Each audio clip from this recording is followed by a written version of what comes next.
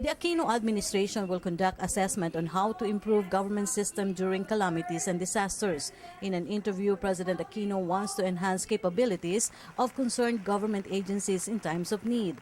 The president also orders state weather agency PAGASA to use simple words and avoid technical terms in updating the weather conditions.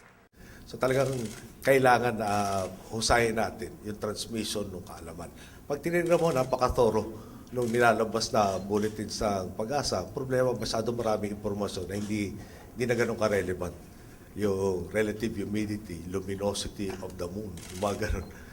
Talagang kailangan bawasan natin yung datos na mas magagamit at masakop sa tambayan.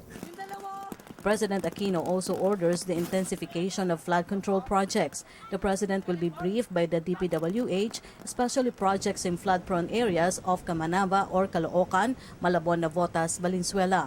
Meanwhile, the DPWH suggested to make another seawall along Roas Boulevard. Toro ang magiging briefing sa atin ni Secretary Singson at sa inyo. Basically, kung ano yung mga na-discover at yung talaga na-discover na problem noong umpisa pa lang, gaano katagal para maiayos itong mga problema ito. Amongst the items yung baka kailangan dagdagan yung breakwater sa Manila Bay. May mga proposals kung gagawin dalawa yung sa ina doon sa Ross Boulevard na ano ba tawag doon? Kalimutan. Yung seawall. Baka kailangan dalawa ang maging, well, proposal yan. And others. No? Pero marami tayo talagang lugar sa NCR in particular, low-lying in other places in the country. Ang dagdag lang sa NCR, yung konektado sewerage, septage system, hindi interconnected. So, isipin parang may bubuhos sa tubig, kailangan may pupuntahan. Kung pinupuntahan everywhere and anywhere, na baka yung pagbuhos mo dito sa kapitbahay mo, dinadagdag mo lang yung kailangan niyang absorbin ng tubig. At ang masakit nun, aminin natin, hindi ganun kadali gawin yan. In today's briefing, Communications Secretary Ricky Carandang said frequent typhoons in the country should not be an excuse to attain government's goal of zero casualty. The President toured Pasig River to see DPWH's efforts to widen the capacity of the Pasig River. While those projects had been completed, what we've seen over the last 2 days is that the zero casualty remains an aspiration that we're working for. Clearly, based on what happened today, there's going to be an assessment to see what more can be done to prevent these floods from having such an impact. One of the things, though, that I'd like to remind people is that we are getting more frequent storms and of a stronger magnitude.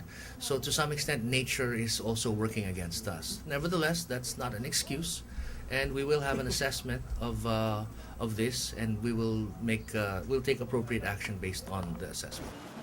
Aside from flood mitigation, relocation of people living in danger areas is one of the priorities of the government. Over 10 billion pesos has been allotted for relocations to ensure public safety. Carandang said the government will coordinate with the local government units to hasten efforts to relocate families living in endangered areas. Well, as far as the national government is concerned, yung elections is not going to be a factor, no?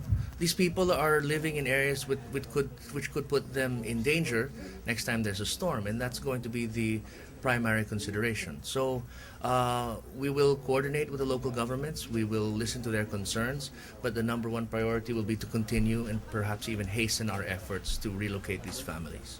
For the People's Television, Rocky Ignacio.